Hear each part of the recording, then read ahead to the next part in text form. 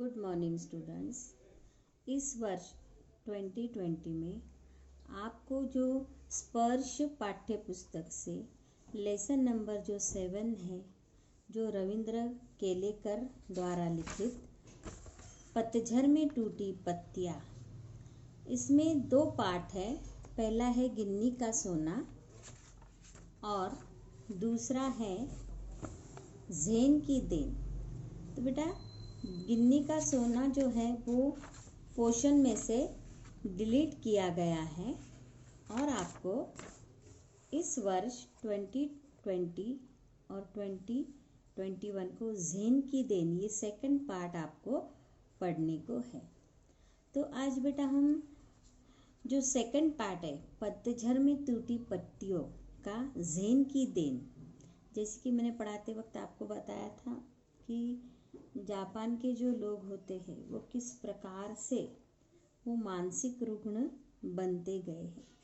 तो यहाँ पर हमें लेखक ने थोड़ा यहाँ पर जो कहानी बताई है, जो दरअसल इस प्रकार से है कि मैं शॉर्ट में पहले कहानी बता देती हूँ, फिर आप पाठ विस्तार से पढ़ेंगे कि ज़ेन की देन नामक पाठ में आत्मिक शांति के महत्व को दर्शाया गया है। पाठ का सार इस प्रकार है कि जो जापानी हैं उन जापानी लोगों में मनोरुग्णता बढ़ती जा रही है। कि लेखक ने जापान में एक मित्र से पूछा कि जापानियों को कौन सी बीमारियां अधिक होती है, तो उन्हें उत्तर मिला मनोरुग्णता।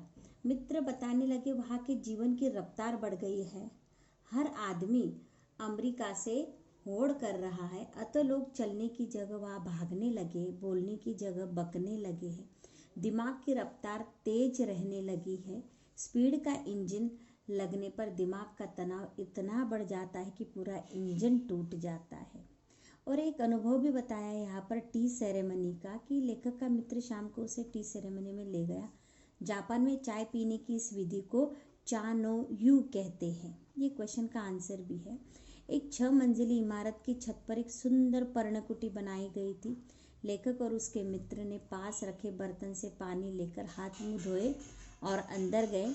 अंदर चाजिन बैठा था। चाजिन यानी चाय बनाने वाला। वह स्वागत में उठा और कमर झुकाकर प्रणाम किया। उसने बैठने का निमंत्रण दिया, फिर अंगीठी सुलगाई यानी सेगड़ी, चायदानी रखी, पास के कमरे से बर्तन लाया और उन्हें तौलिए से पोंछने लगा। सभी क्रियाएं इतनी गरिमापूर्ण थी मानो जय जयवंती के सुर गूंज रहे। वातावरण बहुत ही शांत हो रहा था। और जब वो चाय पीने लगे तो देखो शांति का अनुभव उन्हें इस प्रकार से हुआ कि जब चाय तैयार हुई उसे प्यालों में डाला गया। कुटी में 3 मित्र थे, अन्य किसी के लिए स्थान भी नहीं था। कपों में 2-2 घूंट चाय थी सिर्फ। वहाँ महत्व शांति का था। वे तीनों एक बूंद चाय पीते हुए 1.5 घंटे तक चुस्कियाँ लेते रहे। लेखक को शुरू के 10-15 मिनट तो अजीब लगा कि भाई ये 2 घूंट चाय हम इतना 1.5 घंटा चुस्की लगा लगा कर किस प्रकार से पिएंगे। हम 1 कप चाय तो बिल्कुल जल्दी पी जाते हैं। बाद में उसके दिमाग की रफ्तार धीमी होती गई जब वो चुस्कियाँ लगाने लगा। थोड़ी देर में बिल्कुल बंद हो गई और लेखक को लगा मानो वह अनंत काल में जी रहा हो। उसे सन्नाटा तक सुनाई नहीं देने लगा। इतनी शांताबाई उसके दिमाग में और कानों में घुस गई। फिर उन्हें उस वक्त क्या अनुभव हुआ कि उन्हें जो ये तीनों जो काल है, पता है हम या तो गुजरे हुए समय की यादों में खोए रहते हैं, यानी भूतकाल में खोए रहते हैं, या भविष्य के सपनों में, जबकि दोनों मिथ्या काल है। सत्य काल है वर्तमान। चाय पीते पीते लेखक के दिमाग में केवल वर्तमान रह गया। वह अनंत काल जितना विस्तृत था। इसी को जीना कहते हैं। जापानियों की यह ज़ेन परंपरा सचमुच निराली है। तो बेटा ये जो ज़ेन की परंपरा है कि वहाँ पर जो मनोरुग्ण बढ़ते जा रहे तो उनके दिमाग को शांति चाहिए, इसलिए ये हमें कुछ इसके द्वारा जो कुछ मूल्य होते हैं, वो मूल्य या मॉरल हमें जो मिलती है कि हमारे जीवन में केवल काम करना, कार्य करना ही सब कुछ नहीं है। तो कुछ चंद क्षणों के लिए हमें शांति भी बहुत आवश्यक होती है। तो ये इस पाठ में बताया है। तो चलो हम अभी विस्तार से पढ़ते हैं कि जापान में मैंने अपने एक मित्र से पूछा यहाँ के लोगों को कौन सी बीमारियाँ अधिक होती है। तो तब उसके मित्र ने, वहाँ के लोगों ने बताया उसके मित्र को और उसे कि मानसिक रुग्ण ज़्यादा होते। उन्होंने जवाब दिया यहाँ के 80% लोग मनोरुग्ण हैं और इसकी क्या वजह है ना। तो इस प्रकार से जब लेखक अपने मित्र के साथ जापान गए और जापान में जब उन्होंने देखा कि वहाँ जगह जगह पर ये मानसिक रुग्ण के अस्पताल थे, तो उन्हें अचरज हुआ कि भाई ये क्या मैं देख रहा हूँ। तो उन्होंने अपने मित्र से पूछा कि ये ऐसा क्यों है यहाँ पर, कि यहाँ के लोगों को ऐसी कौन सी बीमारी अधिक है। तो तब उन्होंने बताया कि भाई यहाँ के जो लोग होते हैं ज़्यादा से ज़्यादा मानसिक रुग्ण बन चुके हैं, यानी 80% जनता। तो इसकी क्या वजह है, फिर लेखक ने पूछा। तो वो कहने लगे हमारे जीवन की रफ्तार बढ़ गई है, यानी उनका जीवन बिल्कुल फास्ट हो चुका है। यहाँ कोई चलता नहीं बल्कि दौड़ता है ना। हम जैसे चलते हैं, अगर हमें ऑफिस में जाना हो तो हमें आधे घंटे का अगर हमारा सफ़र हो तो बिल्कुल वो 10 मिनट में वो सफ़र कट कर देते हैं, वो दौड़ते दौड़ते जाते हैं। कोई बोलता नहीं, बकता है ना। तो इस प्रकार से अगर हम धीरे धीरे 40 मिनट्स में अगर हम एक पेज पढ़ाते हैं तो वहाँ के टीचर 40 मिनट्स में कम से कम वो 2 या 3 लेसन तो पढ़ा ही देते हैं। हम जब अकेले पढ़ते हैं तब अपने आप से लगातार बड़बड़ाते रहते हैं, यानी इस प्रकार से जीवन की रफ्तार इतनी बढ़ चुकी है, इतने विचार उनके दिमाग के अंदर होते हैं कि कभी कभार अगर वो उन्हें कुछ काम नहीं रहा और कभी कभार वो शांत रहना भी चाहे तो अपने आप उनके मुंह से कुछ न कुछ शब्द निकलते रहते, वो बड़बड़ बड़बड़ करते रहते। अमेरिका से हम प्रतिस्पर्धा करने लगे, 1 महीने में पूरा होने वाला काम 1 दिन में ही पूरा करने की कोशिश करने लगे। और इस प्रकार से यहाँ पर लेखक बताते हैं कि उनके जो मित्र हैं, उनके मित्र ने उन्हें ये दिखा दिया, ये बता दिया कि यहाँ के जो लोग हैं वो अमेरिका से होड़ करना चाहते हैं, यानी प्रतिस्पर्धा करना चाहते हैं, और वह 1 महीने में होने वाला काम वो केवल 1 दिन में ही पूरा करना चाहते हैं।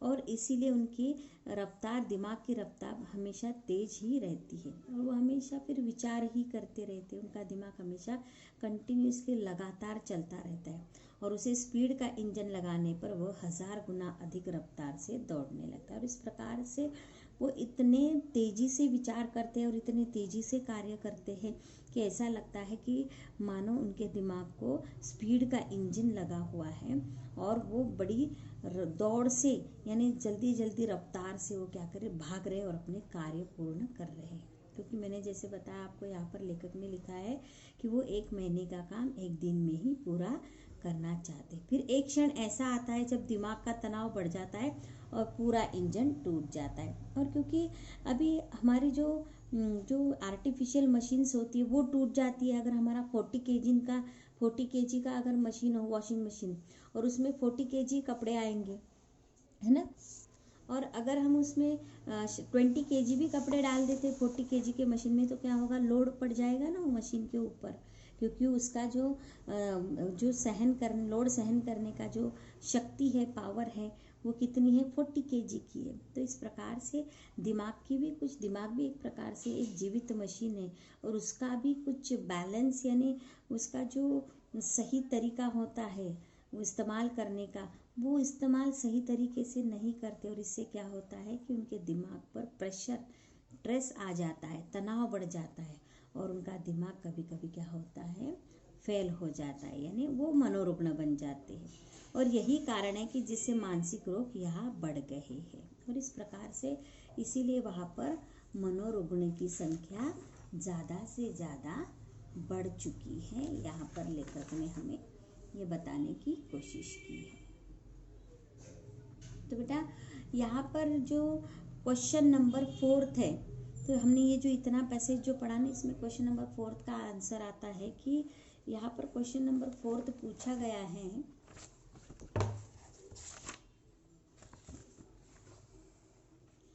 कि लेखक ने जापानियों के दिमाग में स्पीड का इंजन लगने की बात क्यों कही है ना। तो हम इस प्रकार से ये जो पैसेज है इससे हम आंसर दे सकते हैं कि लेखक ने जापानियों के दिमाग में स्पीड का इंजन लगाने की बात इसलिए कही क्योंकि वे बहुत गति से प्रगति करते हैं। यहाँ से हम पॉइंट सॉर्ट आउट कर सकते हैं कि वो बहुत गति से प्रगति कर सकते हैं। वे एक ही दिन में 1 महीने का काम एक ही दिन में 1 महीने का काम निपटाने की कोशिश करते हैं, है ना। तो यही कारण है उनके तनावग्रस्त रहने का। तो हम इस प्रकार से हम यहाँ से कर सकते हैं कि ये जो है क्वेश्चन नंबर 4 का आंसर है कि हम वो दूसरों की होड़ करते हैं, अमेरिका की होड़ करते हैं और 1 महीने में पूरा होने वाला काम एक ही दिन में करने की कोशिश करते, और इसलिए उनके दिमाग की रफ्तार क्या होगी, बढ़ गई है, और उनका जो जीवन है कैसे हो चुका है, उनके जीवन में तनाव बढ़ गया है ना। तो यहाँ तक इस प्रकार से आप क्वेश्चन नंबर 4 का आंसर दे सकते हैं। और इसी पैसेज में हम आपको बता दें कि यह भी कंटिन्यूसली यहाँ पर हम देख सकते हैं कि क्वेश्चन नंबर जो ख है, ख का जो सेकंड है, सेकंड का जो 6 क्वेश्चन है, तो इसमें पूछा है कि लेखक के मित्र ने मानसिक रोग के क्या कारण बताए हैं, आप इन कारणों से कहाँ तक सहमत है। तो ये जो है ना, इसी पैराग्राफ में इसका आंसर आता है।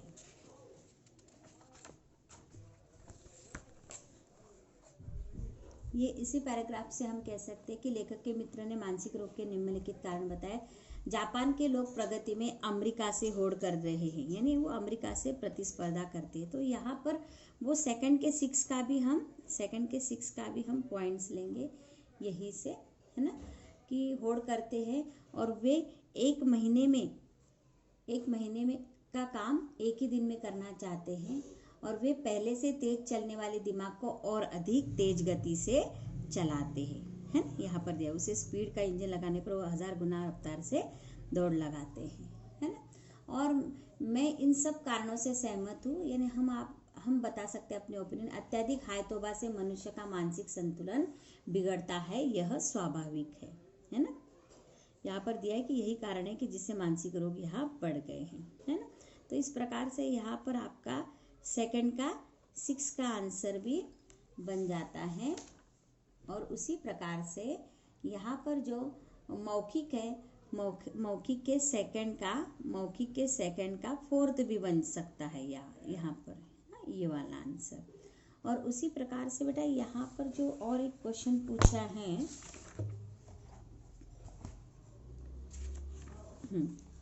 ये देखो, ग का सेकंड जो है, हमारे जीवन की रफ्तार बढ़ गई। यहाँ कोई चलता नहीं बल्कि दौड़ता है, कोई बोलता नहीं बकता है। हम जब अकेले पढ़ते हैं तब अपने आप से लगातार बड़बड़ाते रहते हैं।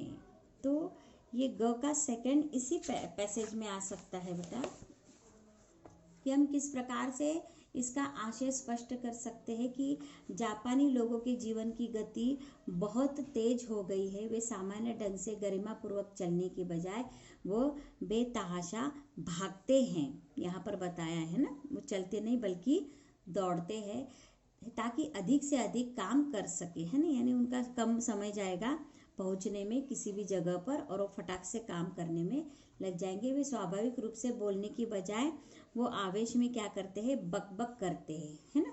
उनके भागते हैं ताकि अधिक से अधिक वो काम कर सके, और स्वाभाविक रूप से बोलने के बजाय वो आवेश में आकर बकते हैं। उनके पास स्वाभाविक रूप से बोलने का समय नहीं होता, इसलिए वो बड़बड़ करते हैं। वे लोग अकेले में भी शांत नहीं होते हैं, परंतु वो क्या करते हैं, लगातार बड़बड़ाते रहते हैं। और यही कारण है कि उनके जीवन के तनाव, निराशाएं और कुंठाएं उन्हें हिलाकर रख देती है, अतः वे एकांत में ही बड़बड़ाते रहते हैं। आशय यह है कि वे तनाव से भरपूर जीवन जीते हैं, है ना। यानी इससे उनके क्या होता है, तनाव बढ़ जाता है। तो इस प्रकार से हम यहाँ तक ये आशय स्पष्ट, ग का सेकंड, यहाँ से हमारे जीवन की रफ्तार बढ़ गई है तो बड़बड़ाते रहते हैं। तो ये जो है ग का सेकंड का आंसर है बेटा, है ना। अभी हम आगे चलते हैं, अभी आगे का पाठ हम पढ़ते हैं, आगे क्या दिया है। तो हमने यहाँ पर मौखिक का सेकंड का 4th क्वेश्चन देख लिया, और फिर जो ख क्वेश्चन है, ख का सेकंड का 6 देख लिया हमने, और फिर जो ग क्वेश्चन है, ग का सेकंड का आंसर भी हमने यहाँ पर देख लिया। अभी देखो आगे चलते। शाम को वह मुझे एक टी सेरेमनी में ले गए। चाय पीने की यह एक विधि है, जापान में उसे चानो यू कहते हैं। फिर शाम को उसके जो मित्र थे उसे जापान जो लेकर गए थे, तो वहाँ एक जगह पर वो लेकर गए। वो जगह शायद झेन ही होगी, है ना, क्योंकि झेन की देन यहाँ पर शीर्षक दिया है। तो वहाँ पर वो चाय पीने के लिए वहाँ उनको लेकर गए, और वो एक टी सेरेमनी था। और उस जगह को जापानी लोग चानो यू कहते हैं। तो इसके ऊपर क्वेश्चन भी है बेटा।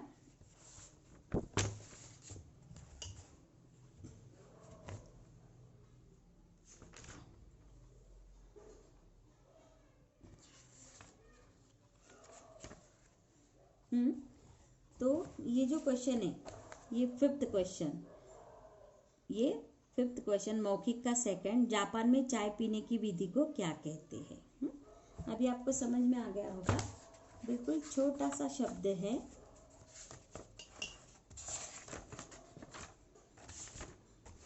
ये देखो। तो हम इस प्रकार से कह सकते हैं कि जापान में चाय पीने की विधि को टी सेरेमनी कहते हैं। यह ज़ेन की परंपरा है ना। शाम को मुझे एक टी सेरेमनी में ले गए, चाय पीने की एक विधि है, जापान में उसे चानोयू कहते हैं ना। जापान में चाय पीने की विधि को क्या कहते हैं?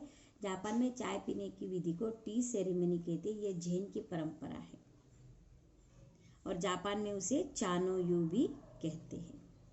तो इस प्रकार से ये हो गया तुम्हारा मौखिक के सेकंड का फिफ्थ क्वेश्चन का आंसर, कि जापान में चाय पिलाने की एक जो विधि है टी सेरेमनी, उसे जापान में चानोयू कहते हैं। इस प्रकार से भी आप आंसर इसका दे सकते हो। तो देखो, ये जो टी सेरेमनी है, इस टी सेरेमनी में जब लेखक अपने मित्र के साथ गए, तो वहाँ पर उन्होंने किस प्रकार से वहाँ का जो वातावरण है, वो वातावरण का यहाँ पर उन्होंने स्पष्टीकरण किया है कि वह एक 6 मंजिली इमारत थी, जिसकी छत पर दप्ती की दीवारों वाली और तातामी यानी चटाई की जमीन वाली एक सुंदर पर्णकुटी थी, है ना। अभी यहाँ पर जो शब्द है दप्ती, तो दप्ती यानी कागज और रद्दी से बनाया गया, है ना। कागज और रद्दी से बनाया गया एक लगदा होता है ना, एक लौंदा बनाते हैं, कागज और रद्दी से एक लौंदा बनाते हैं और उससे क्या करते हैं, दीवार बांधते हैं, वो मिट्टी जैसा बन जाता है ना। तो वह 6 मंजिली इमारत थी, ये उसका पहला पॉइंट है। उसकी स्पेशलिटी है कि वो टी सेरेमनी में गए थे, तो वो किस प्रकार से वहाँ का वातावरण था कि वो 6 मंजिली इमारत थी और उसके छत पर कागज़ के रद्दी की दीवारें बनी थी और तातामी यानी चटाई की ज़मीन वाली एक सुंदर पर्णकुटी थी। पर्णकुटी यानी झोपड़ी, यानी जो कागज़ होते, कागज़ के लौंदे की दीवारें बनी थी और नीचे जो ज़मीन थी वो काय की थी, चटाई की ज़मीन थी। और ऐसी सुंदर सी पर्णकुटी, अभी ये देखकर ही हमें कैसा लगता है कि वहाँ कितनी ठंड होगी, यानी कितनी शांति होगी। झोपड़ी वो भी कागज़ के लद्दों की, तथा वहाँ पर चटाई नीचे डाली हुई है ना, यानी बहुत ही सुंदर वातावरण लगता है। बाहर बेढप सा एक मिट्टी का बर्तन था, है ना, यानी मटका बिटका होगा, उसमें पानी भरा हुआ था। अभी मटके का पानी बहुत ठंडा ठंडा होता है, यानी दिमाग को ठंडा बनाता है। हमने अपने हाथ पाँव इस पानी से धोए, लेकर कहते हैं हमने फिर हाथ पाँव धो लिए, तौलिए से पूछे और अंदर गए। तौलिए से हाथ पाँव पूछे और वो अंदर गए। अंदर चाजिन बैठा था, चाजिन यानी चाय बनाने वाला। हमें देखकर वह खड़ा हुआ, देखो उसने किस प्रकार से उनका स्वागत किया। कमर झुकाकर उसने हमें प्रणाम किया, देखो किस प्रकार से, अरे कमर झुकाई, उनका वो तरीका ही होता है। और उन्होंने प्रणाम किया, और प्रणाम कैसे किया, उन्होंने कमर झुकाकर किया और क्या कहा, दोझो, ये जापानी लैंग्वेज है, तो इसका मतलब है आइए तशरीफ लगाइए, यानी आप अंदर आइए और बैठिए, उस कहकर उनका स्वागत किया। बैठने की जगह हमें दिखाई, अंगेठी सुलगाई, हम बैठ गए वहाँ जगह पर। और फिर उसने क्या किया, सबसे पहले अंगेठी सुलगाई। अंगेठी यानी सेगड़ी, है ना, कोयले की या लकड़ी की सेगड़ी होती है। उस पर चायदानी रखी, यानी चाय का बर्तन रखा। बगल के कमरे में जाकर कुछ बर्तन ले आया, तौलिए से बर्तन साफ किए। देखो ये जानबूझकर ये बिल्कुल ठंडा ठंडा वर्किंग बता रहे, ताकि दिमाग की रफ्तार भी वहाँ पर शांत हो जाए और दिमाग भी हमारा ठंडा ठंडा हो जाए। सभी क्रिया इतनी गरिमापूर्ण ढंग से की कि उसकी हर भंगिमा से लगता था मानो जय जयवंती के सुर जय जयवंती एक राग का प्रकार होता है ना, बहुत ही अच्छा राग होता है, वो सुनते हैं तो बिल्कुल हमारा मन प्रसन्न हो जाता है ना। जय जयवंती के सुर गूंज रहे। तो ये सब जो क्रियाएं थी, ये क्रियाएं उन्होंने इतने गरिमापूर्ण यानी शानदार ढंग से की, गरिमापूर्ण यानी इतने शानदार ढंग से की कि उसकी जो हर एक भंगिमा थी यानी मुद्रा थी, लकब थी, स्टाइल थी, वो ऐसे दिखाई दे रही थी कि जैसे मानो हम एक सुंदर सा राग सुन रहे हो, गीत राग सुन रहे हैं। और उसके सुर उनके कानों में, तभी वो जब चाय बना रहा था चाजिन, तभी उनके कानों में गूंज रही थी। वहाँ का वातावरण इतना शांत था कि चायदानी के पानी का खदबदाना भी सुनाई दे रहा था, यानी चाय किस प्रकार से उबल रही थी ये भी उन्हें सुनाई दे रहा था। यानी इतना शांत वातावरण वहाँ का हो चुका था। ये देखो आप यहाँ चित्र में देख रहे हो कि लेखक और उनके मित्र बैठे हैं, है ना। ये देखो ये लेखक है और ये उनके मित्र है और ये चाजीन है ना। तो चाय तैयार हुई, उसने वह प्यालों में भरी, फिर वे प्याले हमारे सामने रख दिए गए। वहाँ हम 3 मित्र ही थे। इस विधि में शांति मुख्य बात होती है।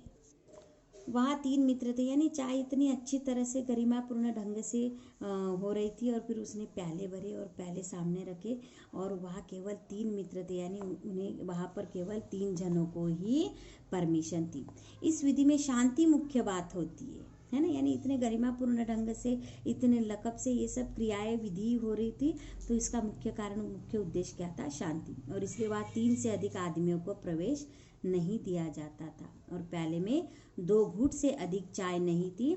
हम होठों से प्याले लगाकर एक एक बूंद चाय पीते रहे। करीब 1.5 घंटे तक चुस्कियों का यह सिलसिला चलता रहा, और इस प्रकार से केवल 2-2 घूंट चाय, और वो 1.5 घंटे तक हमें पीनी है। शुरुआत में तो लेखक को प्रश्न पड़ा, परंतु बाद में उसे भी समझ में आ गया कि ये प्रक्रिया, ये विधि हमारे लिए क्यों आवश्यक है, क्योंकि केवल होठों को प्याला लगाना है और बस चुस्कियाँ लगाना है और थोड़ी थोड़ी चाय मुंह में लेना है, ताकि हमारा दिमाग की जो रफ्तार है वो शांत हो चुकी।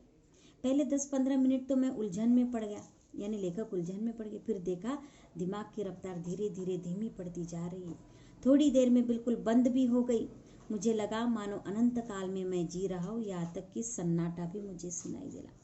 और इस प्रकार से वो चाय पीते पीते इतना सन्नाटा वहाँ पर दिखाई देने लगा, यानी सुनाई देने लगा कि लेखक कहते कि कोई आवाज़ ही नहीं आ रही थी, और केवल सन्नाटे की भी आवाज़ हमारे कानों में गूंज रही थी, और मुझे ऐसा लग रहा था कि मैं अनंत काल में जी रहा हूँ। तो बेटा ये जो हमने यहाँ तक जो पैराग्राफ पढ़ा, तो इसमें हम क्वेश्चन निकाल सकते हैं। यहाँ पर जो क्वेश्चन बताया है कि जापान में 6 मौखिक का जो सेकंड है उसमें का जो 6 है कि जापान में जहाँ चाय पिलाई जाती है उस स्थान की क्या विशेषता है। तो उस स्थान को हम बता सकते हैं बेटा यहाँ पर कि वो स्थान किस प्रकार से है। तो यहाँ से है वो, ये जो है क्वेश्चन मौखिक का सेकंड का 6 की, वह एक 6 मंजिल इमारत है, और वो पर्णकुटी जैसी है ना, और केवल एक छोटे से स्थान पर उसे सजाया गया है।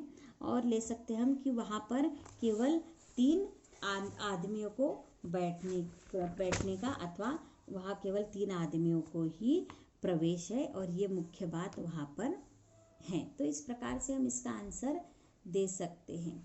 उसके बाद हमें यहाँ पर लिखित में जो सेकंड क्वेश्चन है कि चाजिन ने कौन सी क्रियाएं गरिमापूर्ण ढंग से की, ये जो क्वेश्चन है, तो इसका आंसर भी इसी पैसेज में है बेटा, कि हम इस प्रकार से बता सकते हैं कि चाजिन ने अतिथियों का स्वागत किया, है ना। तो ये देखो यहाँ से हम कर सकते हैं कि उसने ये जो है ना, तो ये क के सेकंड का आंसर है कि उसने चाजिन ने अतिथियों का स्वागत किया, फिर उसने अंगीठी सुलगाई, है ना, उसने अंगीठी सुलगाई, फिर उस पर चायदानी रखी, फिर चाय का बर्तन उसने बगल के कमरे में से लाकर चाय का बर्तन साफ करके रखा, और फिर उन्हें तौलिया दिया हाथ साफ करने के लिए, और सभी क्रियाएं उसने बिल्कुल पूर्ण गरिमा पूर्ण ढंग से की थी। ऐसा लग रहा था कि मानो वहाँ जय जयवंती के सुर गूंज रहे और वातावरण बिल्कुल शांत हो चुका था। वहाँ पर चाय के खदबदाने की भी आवाज़ आ रही थी। तो इस प्रकार से आप जो है ना यहाँ तक उसका आंसर आप कंप्लीट कर सकते हैं। उसके बाद यहाँ पर और एक क्वेश्चन पूछा है कि टी सेरेमनी में कितने आदमियों को प्रवेश दिया जाता है और क्यों। मालूम है आपको कि कितने आदमियों को प्रवेश दिया जाता है। वो यहाँ पर दिया है कि 3 मित्र थे। इस विधि में शांति मुख्य बात होती है, इसलिए वहाँ 3 से अधिक आदमियों को प्रवेश नहीं दिया जाता। तो आप किस प्रकार से यहाँ पर आंसर लिख सकते हैं कि टी सेरेमनी में केवल 3 आदमियों को प्रवेश दिया जाता है, क्योंकि इस सेरेमनी में शांति का बहुत महत्व होता है और इसलिए अधिक लोगों को वहाँ प्रवेश नहीं दिया जाता। तो इस प्रकार से आप यहाँ पर वो क्वेश्चन नंबर जो लिखित का क है, क का थर्ड आंसर इसमें आ जाता है। यहाँ तक वो क का थर्ड आएगा आंसर, यहाँ से लेकर लिखित का क का थर्ड आंसर है ये, है ना। उसके बाद यहाँ पर जो थर्ड क्वेश्चन है क का कि टी सेरेमनी में कितने आदमियों को प्रवेश दिया जाता था और क्यों, तो ये हो गया हमारा ये आंसर। फिर उसके बाद जो चौथा क्वेश्चन है उसी में कंटिन्यू क क्वेश्चन में कि चाय पीने के बाद लेखक ने स्वयं में क्या परिवर्तन महसूस किया। तो यहाँ पर दिया है वो ये जो है क का फोर्थ क्वेश्चन है ये, क के सेकंड का फोर्थ की चाय पीने के बाद लेखक ने अनुभव किया कि मानो उसके दिमाग की गति मंद हो गई है और धीरे धीरे वह दिमाग चलाना बंद हो गया। तब उसे सन्नाटा भी सुनाई देने लगा और वर्तमान काल अनंत काल जैसा उसे प्रतीत हुआ। यहाँ तक है। अभी हम लास्ट का पैराग्राफ देखते हैं और फिर ये लेसन खत्म हो जाएगा कि अक्सर हम या तो गुजरे हुए दिनों की खट्टी मिट्टी यादों में उलझे रहते हैं या भविष्य के रंगीन सपने देखते रहते हैं। ये बात सही है कि नहीं। हम भूतकाल में जो हमारे से गलतियां हुई है तो हम क्या सोचते हैं कि भविष्य में ऐसी गलतियां नहीं होनी चाहिए और भविष्य में सपने देखने लगते हैं। हम या तो भूतकाल में रहते हैं या भविष्य काल में रहते हैं। ये बात सच्ची है सभी के लिए। असल में दोनों काल मिथ्या है, लेकिन यहाँ पर लेखक कहते हैं कि ये दोनों काल क्या है, भूतकाल और भविष्य काल मिथ्या यानी व्यर्थ है। एक चला गया है और दूसरा आया ही नहीं, परंतु इंसान इसी में जीने की कोशिश करता है। हमारे सामने जो वर्तमान क्षण है वही सत्य है। और जब वो वहाँ पर चाय पी रहे थे और उन्होंने जब सन्नाटा सुना तो उन्हें समझ में आ गया कि दिमाग में जो शांति पहुँचती है वो केवल वर्तमान काल से ही, और वर्तमान काल ही हमारे लिए सत्य है और उसी में जीना चाहिए। चाय पीते पीते उस दिन मेरे दिमाग से भूत और भविष्य दोनों काल उड़ गए। और इस प्रकार से भूतकाल और भविष्य काल कुछ काम के नहीं है, ये आप भी समझ लो। और अभी जीवन जीना चाहते हो तो वर्तमान में जीना सीखो। केवल वर्तमान क्षण सामने था और वह अनंत काल जितना विस्तृत था। यहाँ पर लेखक ने वर्तमान काल को कितना महत्व बताया। देखो, जो वर्तमान में जीता है वो सही जीवन जीता है। और आज तुम 10वीं की एग्जाम दे रहे हो बेटा, तो वर्तमान क्या है तुम्हारा वो देखो, उसी के ऊपर तुम्हारा भविष्य काल आधारित होता है। भविष्य के बारे में मत सोचो। जीना किसे कहते उस दिन मालूम हुआ। ज़ेन परंपरा की यह बड़ी देन मिली है जापानियों को। और इस प्रकार से जापानी लोगों को ये जो टी सेरेमनी है, ये टी सेरेमनी ही उनके लिए एक प्रकार से ज़ेन की परंपरा है। तो बेटा यहाँ पर जो क्वेश्चन पूछा है आखिरी का कि यहाँ पर कि 7 क्वेश्चन देखो, 7 क्वेश्चन देखो। यहाँ पर आखिरी का जो क्वेश्चन है 7,